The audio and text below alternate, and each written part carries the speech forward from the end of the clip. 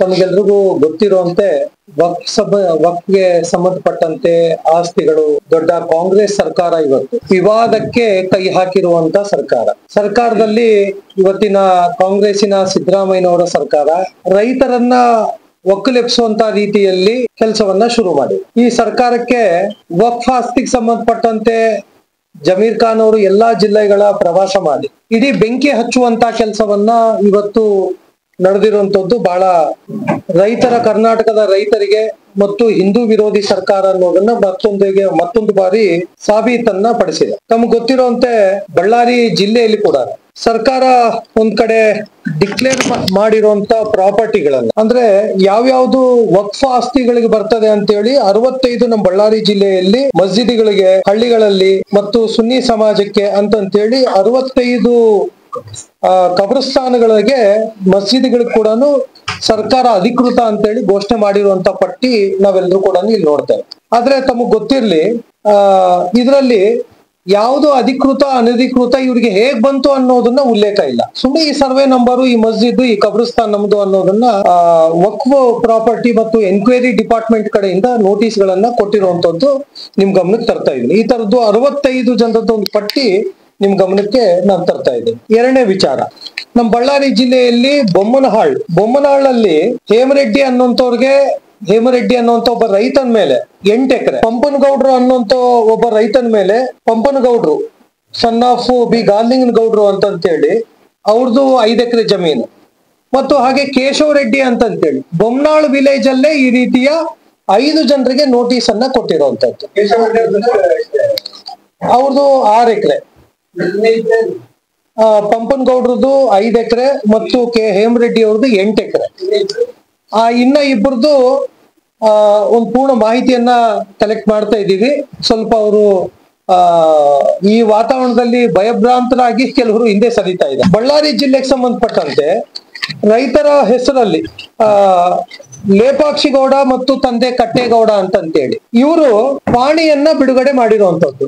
ಈ ಪಾಣಿಯಲ್ಲಿ 2 ಎಕರೆ 26 ಸೆಂಟ್ಸ್ ವಕ್ಫ್ ಸಂಸ್ಥೆಗೆ ಸೇರಿರೋದು ಅಂತಂತ ಹೇಳಿ ಈ ಹಕ್ಕುಗಳಲ್ಲಿ ಪಾಣಿಯಲ್ಲಿ ಅವ್ರು ವಕ್ಫ್ ಸಂಸ್ಥೆ ಅಂತಂತೇಳಿ ಬಂದಿರುವಂತದ್ದು ನಿಮ್ ಗಮನಕ್ಕೆ ತರ್ತಾ ಇದ್ದೀನಿ. ಲೇಪಾಕ್ಷಿಗೌಡ ಮತ್ತು ತಂದೆ ಕಟ್ಟೇಗೌಡ ಇದು ಬಂದ್ಬಿಟ್ಟು ಬೊಮ್ಮನಹಾಳೆ ಸರ್, ಬೊಮ್ಮನಹಾಳು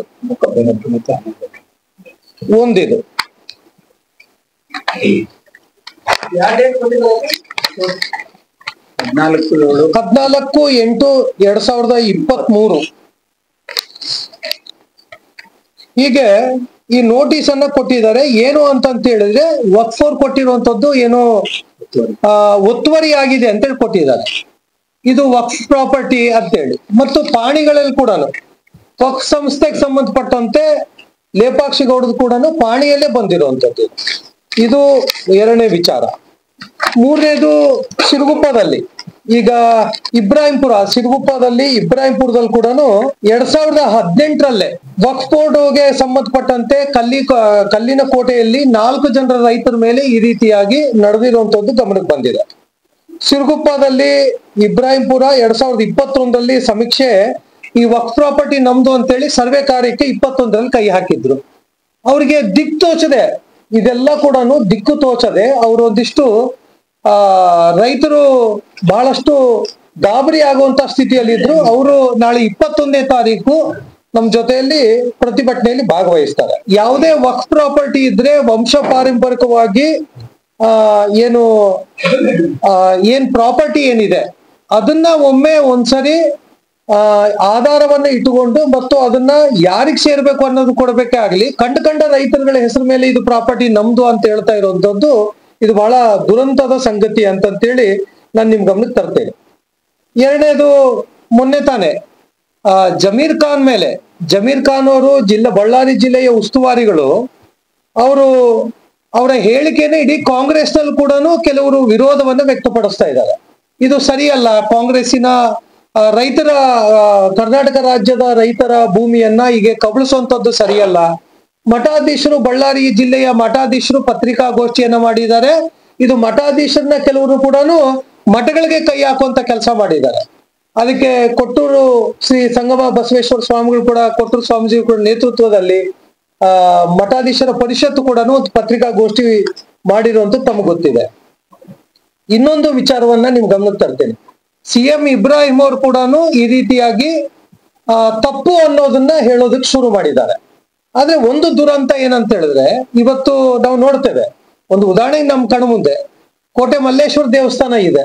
ಇದು ವಕ್ಫ್ ಪ್ರಾಪರ್ಟಿಗೆ ಸೇರಿಸಿದ್ರೆ ಹೇಗಿರುತ್ತೆ? ಒಂದಿನ ಅದು ಕಾಲ ಬರ್ಬೋದೇನೋ. ಮಂತ್ರಾಲಯದ ರಾಘವೇಂದ್ರ ಸ್ವಾಮಿಗಳಿರುವಂತ ಸನ್ನಿಧಾನದಲ್ಲಿ ಹಿಂದೆ ಇತಿಹಾಸದಲ್ಲಿ ನಾವು ಕೇಳೋದಾದ್ರೆ ನವಾಬ್ರು ದಾನವಾಗಿ ಕೊಟ್ರು ಆ ಭೂಮಿಯನ್ನ ಅಂತಂತ ಹೇಳ್ತೀವಿ. ಅದನ್ನು ವಕ್ಫ್ ಪ್ರಾಪರ್ಟಿ ಅಂತ ಹೇಳಿದ್ರೆ ಹೆಂಗಾಗುತ್ತೆ ಅನ್ನೋದು ಒಂದು.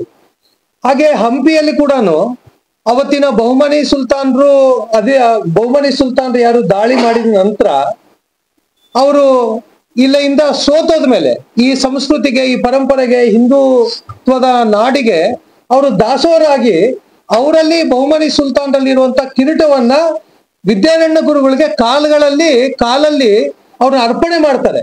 ನಾವು ಶರಣಾಗತರಾಗ್ತಾ ಇದೀವಿ ಅಂತಂತೇಳಿ ಇವತ್ತು ಹಂಪಿಯನ್ನ ನಾವು ವಕ್ಫ್ ಬೋರ್ಡ್ ಅಂತೇಳಿ ಡಿಕ್ಲೇರ್ ಮಾಡೋದ್ರಲ್ಲಿ ಸರ್ಕಾರ ಯಾವುದೇ ಅನುಮಾನವೇ ಇಲ್ಲ. ಯಾಕಂತ ಹೇಳಿದ್ರೆ ಅವತ್ತಿಗೆ ನಮ್ಮ ರಾಜರು ಬಹುಮನಿ ಸುಲ್ತಾನ್ರು ಮತ್ತು ಮುಸಲ್ಮಾನ್ ರಾಜರು ದಾಳಿ ನಡೆದಂತ ಸಂದರ್ಭದಲ್ಲಿ ನಾವು ಕೊಡ್ತೀವಿ ಅನ್ನೋ ರೀತಿಯಲ್ಲಿ ಕೂಡ ದಾಖಲಾತಿಗಳನ್ನು ಸೃಷ್ಟಿ ಮಾಡುವಂತ ಸರ್ಕಾರ ಇದಾಗಿದೆ. ಹಾಗೆ ನಾನು ಇನ್ನೊಂದು ವಿಷಯವನ್ನ ನಿಮ್ ಗಮನಕ್ಕೆ ತರ್ತೇನೆ. ಈ ರೀತಿಯ ಗೊಂದಲ ಗೂಡಾಗಿರುವಂತ ಕಾಂಗ್ರೆಸ್ ಸರ್ಕಾರದ ವಿರುದ್ಧ ರಾಜ್ಯಾದ್ಯಂತ ಇವತ್ತು 21ನೇ ತಾರೀಕು ಮತ್ತು 22ನೇ ತಾರೀಕಿಗೆ ಪ್ರತಿಭಟನೆಗೆ ಕರೆ ಕೊಟ್ಟಿದೆ. ಜಿಲ್ಲಾಧಿಕಾರಿಗಳ ಕಚೇರಿ ಮುಂದೆ ಒಂದು ದಿನದ ಧರಣಿ ಸತ್ಯಾಗ್ರಹಕ್ಕೆ ಕೊಡ್ತಾ ಇದೀವಿ. ಒಂದು ದಿನ ಪೂರ್ಣ 21ಕ್ಕೆ 22 ಇದೆ. ಬಳ್ಳಾರಿಯಲ್ಲಿ ನಾವು 21ಕ್ಕೆ ಮಾಡ್ತಾ ಇದ್ವಿ.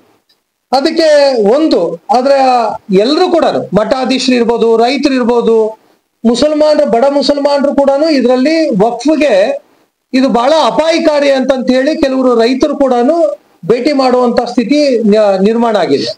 ಈ ವಕ್ಫ್ ಎಲ್ಲೆಲ್ಲಿ ಶುರು ಆಗಿದೆ ಅಲ್ಲೆಲ್ಲಿ ಇದು ಕಂಟಕ ಅಂತಂತೇಳಿ ಬಡ ಮುಸಲ್ಮಾನರು ರೈತರು ಯಾರಿದ್ದಾರೆ ಅವರು ಹೇಳೋದಕ್ಕೆ ಶುರು ಮಾಡಿದ್ದಾರೆ. ಅದಕ್ಕೆ ನಮ್ಮ ಭೂಮಿ ನಮ್ಮ ಹಕ್ಕು ಎನ್ನುವಂತ ಶೀರ್ಷಿಕೆ ಅಡಿಯಲ್ಲಿ ನಾವು 21ನೇ ತಾರೀಕು ಜಿಲ್ಲಾಧಿಕಾರಿಗಳ ಕಚೇರಿ ಮುಂದೆ ಧರಣಿ ಕೊಡ್ತೀವಿ. ಹೇಳ್ಬಿಡ್ತೀನಿ ಸರ್. ಹಾಗೆ ಇದರಲ್ಲಿ ಯಾರ್ಯಾರು ಈ ವಕ್ಫ್ಗೆ ಸಂಬಂಧಪಟ್ಟಂತೆ ಶೋಷಣೆಗೆ ಒಳಗಾಗಿದ್ದಾರೆ ಅವ್ರು ಎಲ್ಲರೂ ಕೂಡ ನಾನು ತಮ್ಮ ಮಾಧ್ಯಮದ ಮುಖಾಂತರ ಎಲ್ಲರ ಪರವಾಗಿ ನಾನು ಆ ಸಾರ್ವಜನಿಕ ಅಹವಾಲನ್ನ ಕೊಡೋದಕ್ಕೆ ನೀವು ಜಿಲ್ಲಾಧಿಕಾರಿಗಳ ಕಚೇರಿಗೆ ಬರ್ಬೇಕು ಅಂತೇಳಿ ನಾನು ಯಾರ್ಯಾರು ಶೋಷಣೆಗೊಳಗಾಗಿದ್ದಾರೆ, ವಕ್ಫ್ ಬಾಧಿತರು ಯಾರ್ಯಾರಿದ್ದಾರೆ ನಮ್ ಜಿಲ್ಲೆಯವ್ರು ಎಲ್ರು ಕೂಡ ಯಾವುದೇ ತಾಲೂಕು ಇರ್ಬೋದು, ನಮ್ ಬಳ್ಳಾರಿ ಜಿಲ್ಲೆ ಎಲ್ರು ಬರ್ಬೇಕು ಅಂತೇಳಿ ನಾನು ವಿನಂತಿಯನ್ನ ಮಾಡ್ತಾ ಇದ್ದೇನೆ. ಯಾಕಂತ ಹೇಳಿದ್ರೆ ಇದು ಒಂದು ದೊಡ್ಡ ಒಂದು ಕರ್ನಾಟಕದಲ್ಲಿ ರೈತರ ಮೇಲೆ ನಡೆತಾ ಇರುವಂತ ದಬ್ಬಾಳಿಕೆಯ ಸರ್ಕಾರ ಇದು. ಅದು ಮಠ ಮಂದಿರಗಳಾಗಿರ್ಬೋದು, ಸರ್ಕಾರಿ ಶಾಲೆಗಳಾಗಿರ್ಬೋದು, ಸಾರ್ವಜನಿಕ ಆಸ್ತಿ ಪಾಸ್ತಿಗಳಾಗಿರ್ಬೋದು, ಎಲ್ರು ಕೂಡ ಬರ್ಬೇಕು ಅಂತೇಳಿ ವಿನಂತಿಯನ್ನ ಮಾಡ್ತಾ ಇದ್ದೀನಿ. ಹಾಗೆ ರಾಜ್ಯದಲ್ಲಿ 3 ತಂಡದಲ್ಲಿ ರಾಜ್ಯದ ತಂಡ ಪ್ರವಾಸಕ್ಕೆ ಬರ್ತಾ ಇದೆ. ಡಿಸೆಂಬರ್ 1ನೇ ವಾರದಲ್ಲಿ ರಾಜ್ಯಾಧ್ಯಕ್ಷರು BY ವಿಜೇಂದ್ರ ಅವ್ರ ನೇತೃತ್ವದಲ್ಲಿ 1ನೇ ತಂಡ, ವಿಪಕ್ಷ ನಾಯಕರಾಗಿರುವಂತ R ಅಶೋಕ್ ಅವರು, ವಿರೋಧ ಪಕ್ಷದ ನಾಯಕರಾಗಿರುವಂತ R ಅಶೋಕ್ ಅವರು, ಚಲುವಾದಿ ನಾರಾಯಣ ಸ್ವಾಮಿ ಅವರ ತಂಡದಲ್ಲಿ, ಹೀಗೆ 3 ತಂಡಗಳಲ್ಲಿ ಎಲ್ರೂ ಕೂಡ ನಮ್ಮ ಜಿಲ್ಲೆಗೆ ಭೇಟಿ ಮಾಡೋರಿದ್ದಾರೆ. ಅದರಲ್ಲಿ ರಾಜ್ಯಾಧ್ಯಕ್ಷರ ತಂಡ ಬಳ್ಳಾರಿ ಜಿಲ್ಲೆಗೆ ಡಿಸೆಂಬರ್ 1ನೇ ವಾರದಲ್ಲಿ ಬರ್ತಾರೆ. ಅದರಲ್ಲಿ ಯಡಿಯೂರಪ್ಪನವರು, ಮಾಜಿ ಮುಖ್ಯಮಂತ್ರಿಗಳಾಗಿರುವಂತ ಯಡಿಯೂರಪ್ಪನವರು, ಜಗದೀಶ್ ಶೆಟ್ಟರು, ಸದಾನಂದ ಗೌಡರು, ಬಸವರಾಜ ಬೊಮ್ಮಾಯಿ ಕೂಡ ಭಾಗವಹಿಸೋರಿದ್ದಾರೆ. ಹಾಗೆ ಡಿಸೆಂಬರ್ ತಿಂಗಳಲ್ಲಿ ರಾಜ್ಯಾಧ್ಯಕ್ಷರ ನೇತೃತ್ವದಲ್ಲಿ ಬೆಳಗಾವಿ ಜಿಲ್ಲೆಯಲ್ಲಿ ಬೆಳಗಾವಲ್ಲಿ ದೊಡ್ಡ ಪ್ರತಿಭಟನೆಯನ್ನು ಹಮ್ಮಿಕೊಳ್ತಾ ಇದೀವಿ. ಕರ್ನಾಟಕದಿಂದ ಎಲ್ಲಾ ಕಡೆ ಈ ಪ್ರತಿಭಟನೆಗೆ ಭಾಗವಹಿಸ್ತಾರೆ. ದಿನಾಂಕವನ್ನ ತಿಳಿಸ್ಕೊಡ್ತೇವೆ. ಈಗ ಹೆಂಗೆ ರಾಜ್ಯದಲ್ಲಿ ಕೂಡ ಒಂದು ತಂಡ ರಚನೆ ಹೇಗ್ ಮಾಡಿದೆ, ಆ ತಂಡ ಬಳ್ಳಾರಿ ಜಿಲ್ಲೆಯಲ್ಲಿ ಕೂಡ ನಾವು ಒಂದು ತಂಡವನ್ನ ರಚನೆ ಮಾಡಿದೀವಿ. ಅದರಲ್ಲಿ ಆ ತಂಡದಲ್ಲಿ ಈ ರೀತಿಯ ರೈತರಿಗೆ ಎಲ್ಲಿ ನೋವಾಗಿದೆ, ಕಾನೂನಾತ್ಮಕವಾಗಿ ತೊಂದರೆಗಳೇನಾಗಿದೆ, ಈ ರೀತಿಗೆ ಸಂಬಂಧಪಟ್ಟಂತೆ ಪಟೇಲ್ ಸಿದ್ದಾರೆಡ್ಡಿ ಅವರು ವಕೀಲರು, ಇವರು ಈ ತಂಡದಲ್ಲಿ ಇರ್ತಾರೆ. ಕಾನೂನು ಪ್ರಕೋಷ್ಠದ ನಮ್ಮ ಸಂಚಾಲಕರು, ಹಾಗೆ ವಿಜಯಲಕ್ಷ್ಮಿ ಅವರು ವಕೀಲರು ಕೂಡ ಇರ್ತಾರೆ. ರೈತರಾಗಿರುವಂತ ಪ್ರಕಾಶ್ ಅವರು, ಕಕ್ಬೇವಿನಹಳ್ಳಿ ಪ್ರಕಾಶ್ ಅವರು ಇರ್ತಾರೆ, ಸುಗುಣ ಅವರು ಇರ್ತಾರೆ, ಮತ್ತು ರೈತ ಮೋರ್ಚಾ ಅಧ್ಯಕ್ಷರಾಗಿರುವಂತ ಗಣಪಾಲ್ ಐನಾಥ್ ರೆಡ್ಡಿ ಅವರು ಕೂಡ ರೈತ ಮೋರ್ಚಾ ಜಿಲ್ಲಾಧ್ಯಕ್ಷರು ಆ ತಂಡದಲ್ಲಿ ಇರ್ತಾರೆ. ಇಷ್ಟು ನಾನು ನಿಮ್ ಗಮನಕ್ಕೆ 5 ಜನದ ತಂಡ ನಮ್ದು ಕೂಡ ರಚನೆ ಆಗಿದೆ, ಆ ತಂಡದಲ್ಲಿ ಇರ್ತಾರೆ. ಬಳ್ಳಾರಿಯ ನಿರಂತರ ಸುದ್ದಿಗಾಗಿ ಬಳ್ಳಾರಿ ಬೆಳಗಾಯಿತು ಚಾನೆಲ್ನ ಸಬ್ಸ್ಕ್ರೈಬ್ ಮಾಡಿ ಹಾಗೂ ಬೆಲ್ ಐಕಾನ್ ಒತ್ತಿ.